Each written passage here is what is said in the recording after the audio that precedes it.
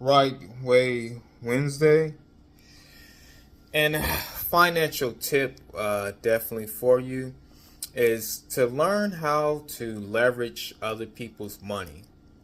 Oftentimes, people think that a lot of people who are millionaires and billionaires made all their money off of them starting a business and using all the money that they had, putting it into the actual business so that they can actually become wealthy. But that's not actually the case for a lot of people. What they did was they leveraged other people's money. And this is something that you can still actually do. Being able to borrow from other people to leverage that money so that it can do something for you. So there's ways to do that in terms of getting a grant. You can get a grant and this can help you to put into your business so that you can start making money for yourself. You can get a government contract, and a lot of people, even Elon Musk, has been able to utilize that so that he can kind of build his wealth. He used the government pays for things for him, and then he's able to do the things that he wants to do. And then too, you can simply borrow money from a bank or someone and go out and use that money and then make money off of that money and then pay them back quick and fast. If you're able to do these things, this will definitely help you to leverage the money that you actually bring in so that you can actually build some wealth quick and possibly fast. But also, my topic on tonight is the righteous way to go. And as always, please like, share, and subscribe to my channel, depending on where you're watching it. Leave a comment. And then go ahead and shop at my online store. There should be a description below and the link to that. And then last but not least, let's get into this topic.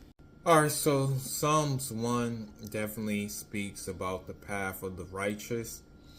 It reads in verses 1 and to 2, "Blessed is the man who walks not in the counsel of the ungodly, nor stands in the path of sinners, nor sits in the seat of the scornful.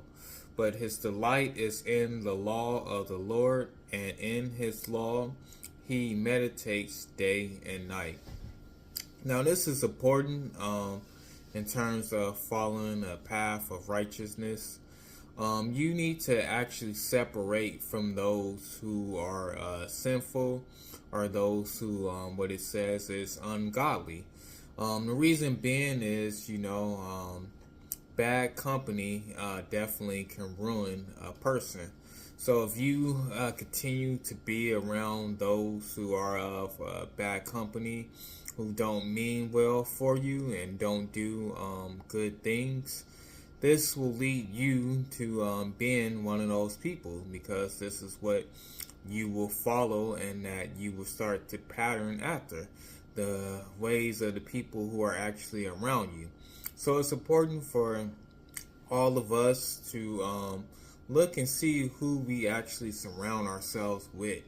And if they are people who don't actually believe in God, then this will lead us into a path of doing the same.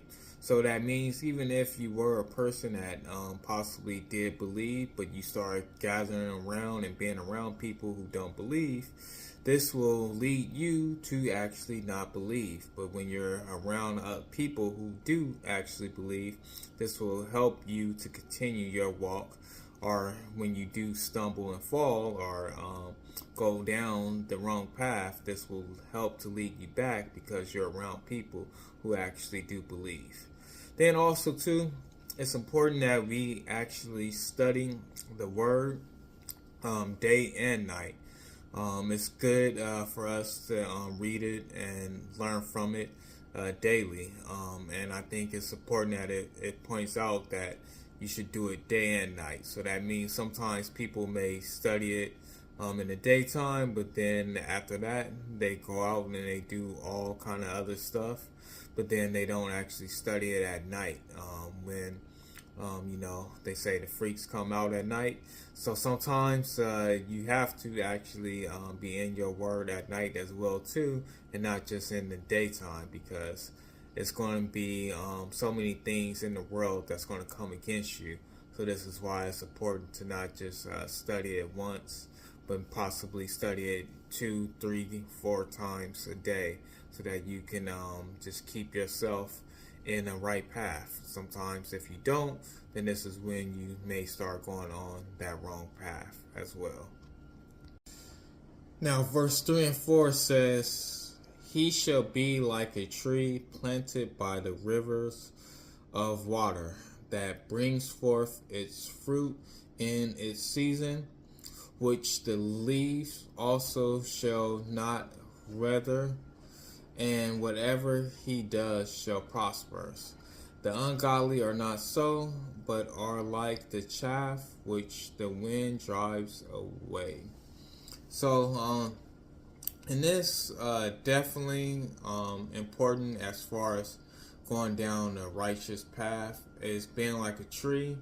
And one of the things definitely is important to know about trees is that trees definitely grow in two ways.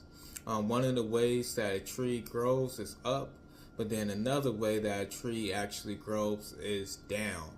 And oftentimes people may see you when you're actually going up, and then people are, when the tree is in the sun and when the tree's growing up, people see it actually growing up, and they say, "Oh, look, this tree is so beautiful. There's things here, there's things there on the tree." People are actually able to see it, but what they don't get to see is the tree growing down into the ground, so that it stays firm and strong, so that it doesn't actually fall down.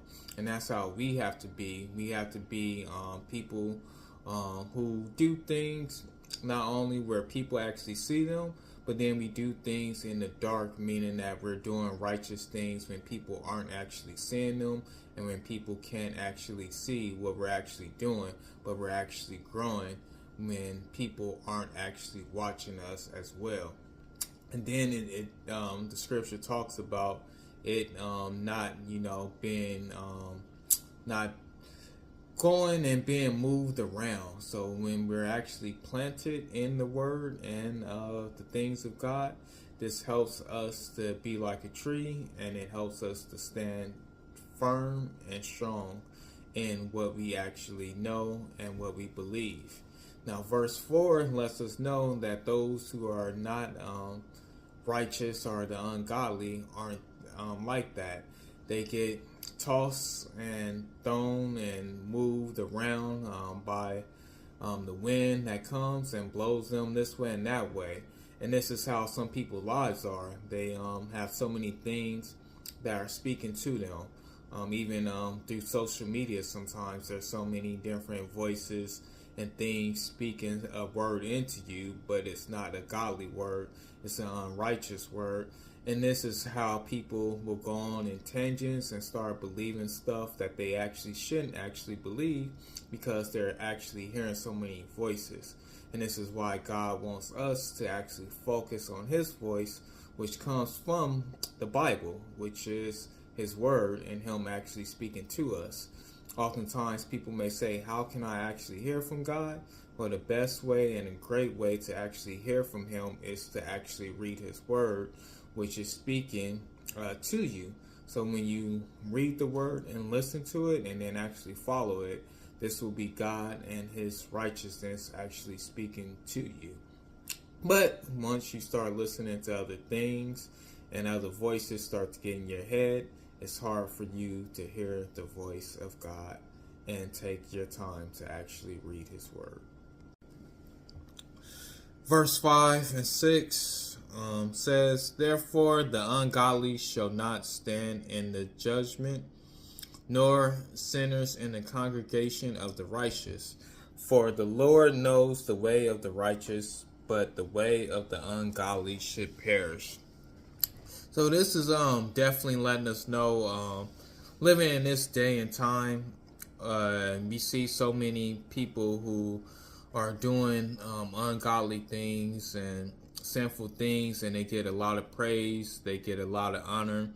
A lot of people worship them, a lot of people lift them up, a lot of people celebrate them, a lot of people idolize them, a lot of people admire them. It's just so much glory that they actually get in this world.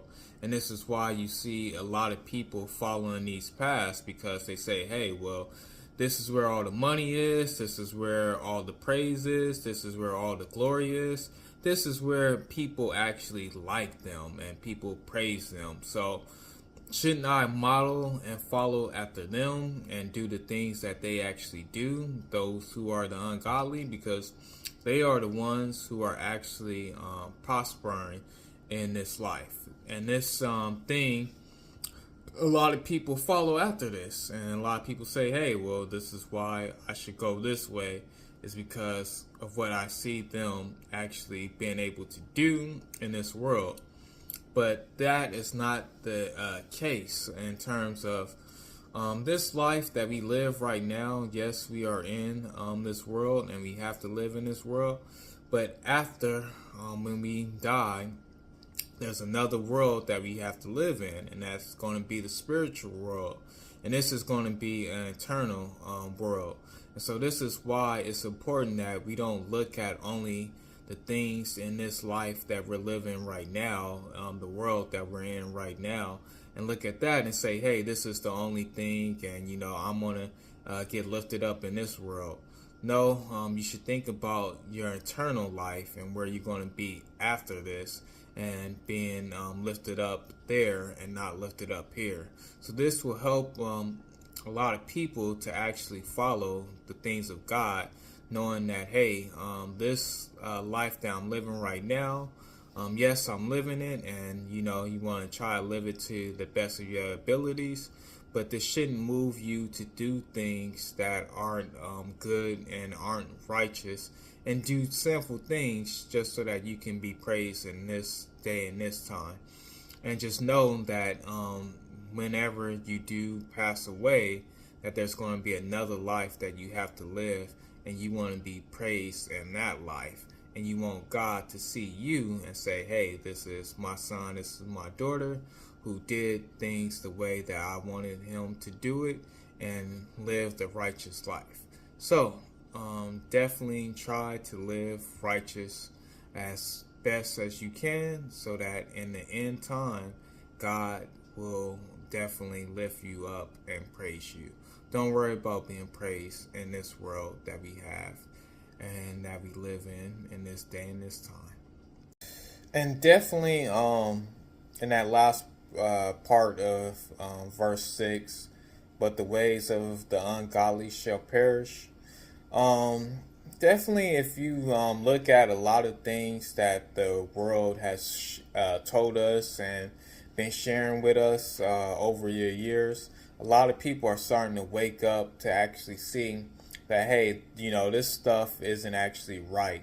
And a lot of the stuff that they used to tell us aren't actually right. And a lot of people are waking up to see that, hey, you know what, I need to do something different, because a lot of the stuff that the world used to tell me wasn't the right things, and they were leading me on a path of destruction. And as people are starting to wake up to those things, people are starting to make some changes in their lives. But one of the big changes that you're going to need to make, and you should make, is turning your life over to Jesus Christ and getting yourself saved. But as always, people should know the way, go the way, and show the way, the right way.